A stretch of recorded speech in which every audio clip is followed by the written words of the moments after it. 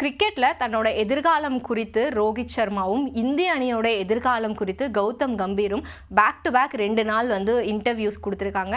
இவங்க 2 பேரோட இன்டர்வியூஸ்லையுமே ரொம்ப காமனாக இருந்த ஒரு விஷயம் அப்படின்னு பார்த்தோம்னா 5 மாதங்கள் அப்படிங்கிறது தான். அதாவது ரோஹித் சர்மா பேசும்போது அவர் குறிப்பிட்டிருந்தது என்னென்னா, இன்றைக்கி நான் ஃபார்ம் அவுட்டாக இருக்கலாம், நான் நல்லா ரன் எடுக்கலை, என்கிட்ட இந்த குறை இருக்குது அந்த குறை இருக்குன்னு எல்லாமே சொல்லலாம், பட் 5 மாதத்துக்கு அப்புறமும் நான் இப்படியே இருப்பேன்னு யாருனாலையாவது சொல்ல முடியுமா அப்படின்னு ஒரு கேள்வியை முன் வச்சிருந்தாரு.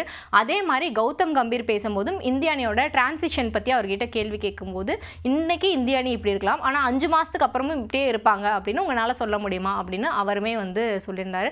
இந்த 5 மாதங்கள் அப்படிங்கிறது தான் இந்த இடத்துல 2 பேருக்குமான அந்த காமன் ஃபேக்டராக இருக்குது.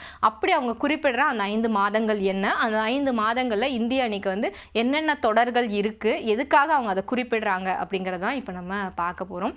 இப்போதைக்கு பார்த்தோம் அப்படின்னா இந்திய அணிக்கு ஒரு லாங் பிரேக் இருக்குது அப்படின்னு தான் சொல்லணும். ஏன்னா February மாதம் தான் இங்கிலாந்துக்கு எதிரான போட்டிகள் இந்திய அணி விளையாட இருக்காங்க.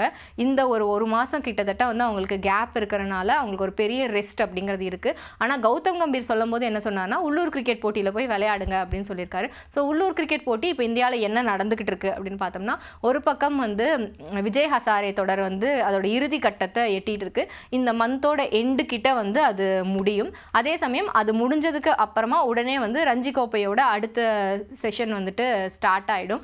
அதனால் இந்த 2 போட்டிகள்லேயும் தான் அவங்க விளையாடுறதுக்கான வாய்ப்புகள் இருக்குது. அதாவது உள்ளூர் கிரிக்கெட் போட்டியாக போய் இந்திய அணிகள் விளையாடணும், இந்தியன் டீமில் இருக்கிற பிளேயர்ஸ் விளையாடணும் அப்படின்னா இதுதான் அவங்க முன்னாடி இருக்கிற இந்த 1 மந்த்துக்கான ஸ்கெடியூலாக இருக்குது. அதே சமயம் நியூசிலாந்து சீரீஸ் அதை முடித்ததுமே ஆஸ்திரேலியாவில் ஒரு லாங் சீரீஸ் இந்திய அணி முடிச்சிருக்கிறதுனால வீரர்கள் ஓய்வெடுக்க தான் விரும்புவாங்க. அவங்க பெருசாக டொமஸ்டிக் கிரிக்கெட் விளையாடுறதுல ஆர்வம் காட்ட மாட்டாங்க அப்படின்னும் சொல்லப்படுது. இதுக்கு அப்புறமா பார்த்தோம் அப்படின்னா சாம்பியன்ஸ் கோப்பை தொடங்கிடும் Februaryயோட எண்டில். ஸோ அதுவுமே Februaryலேருந்து மார்ச் வரைக்கும் இருக்குது. அதில் இந்திய அணி பிஸியாக இருப்பாங்க. இந்தியாவை பொறுத்த வரைக்கும் பார்த்தோம் அப்படின்னா அந்த லீக் சுற்றுகளில் ஒரு 3 போட்டி கண்டிப்பாக விளையாடிடுவாங்க. அவங்க இருக்கிற குரூப்பில் இருக்கிற டீம்ஸ் கூட கண்டிப்பாக ஒரு 3 போட்டி விளையாடிடுவாங்க. அதுக்கப்புறமா அந்த குரூப்லேருந்து அவங்க செலக்ட் ஆகுறாங்களா, நெக்ஸ்ட் லெவலுக்கு போகிறாங்களா அப்படிங்கிறத பொறுத்து தான் அவங்களோட ஸ்கெடியூல் அப்படிங்கிறது இருக்கும். இதுக்கு அப்புறமா பார்த்தோம் அப்படின்னா மார்ச் எண்டு வந்தாச்சு அப்படின்னாலே நமக்கு ஐபிஎல் வந்தாச்சு. ஸோ ஐபிஎல் கிட்டத்தட்ட அது ஒரு 2 மாதம் நடக்கும். இந்த 2 மாதம் தான் அப்படின்னா இந்த ஜான்வரியிலேருந்து நம்ம கணக்கு போட்டோம்னா அந்த மே வரைக்குமான காலகட்டம் அவங்க 2 பேருமே குறிப்பிட்ட ரோஹித் சர்மாவும் கௌதம் கம்பீரும் சொன்னால் அந்த 5 மாதங்கள் அப்படிங்கிறது இதுதான் இந்தியாவோட ஸ்கெடியூலாக இருக்குது. ஸோ இந்த 5 மாதங்களில் இந்திய அணிக்கு என்ன மாற்றங்கள் வேணாலும் வரலாம், என்ன வேணாலும் நடக்கலாம் அப்படின்னு தான் அவங்க 2 பேருமே சொல்லியிருக்காங்க.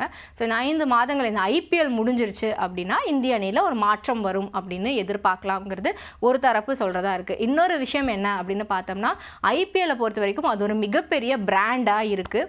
அங்கே விளையாடுற ஒவ்வொரு வீரர்களுக்குமே ஒரு பிராண்ட் வேல்யூ அப்படிங்கிறது இருக்குது. ஏன்னா அவங்க விளையாடுற ஃப்ரான்ச்சைஸ்க்கான வேல்யூ இருக்குது, அதுக்கான ஒரு மார்க்கெட்டிங் இருக்குது, அதுக்கு பின்னாடி ஒரு பெரிய பிஸ்னஸ் உலகமே இயங்கிட்டு இருக்குது. இதெல்லாம் இருக்கிறனால இப்போ சடனாக ஏதாவது ஒரு முடிவை பிசிசிஐ எடுக்கிறாங்க அப்படின்னா அது ஐபிஎல்லோட பிஸ்னஸை பெருமளவில் பாதிக்கிறதுக்கான வாய்ப்புகளும் இருக்குது. அதனால தான் இப்போதைக்கு இந்த விஷயத்தை ஒரு மாதிரி அப்படியே கடந்து போயிட்டு 5 மாதத்துக்கு அப்புறம், அதாவது ஐபிஎல் முடிஞ்சதுக்கு அப்புறமா எந்த முடிவையாக இருந்தாலும் எடுத்துக்கலாம் அப்படின்னு பிசிசிஐ கருதுறதாகவும் சொல்லப்படுது.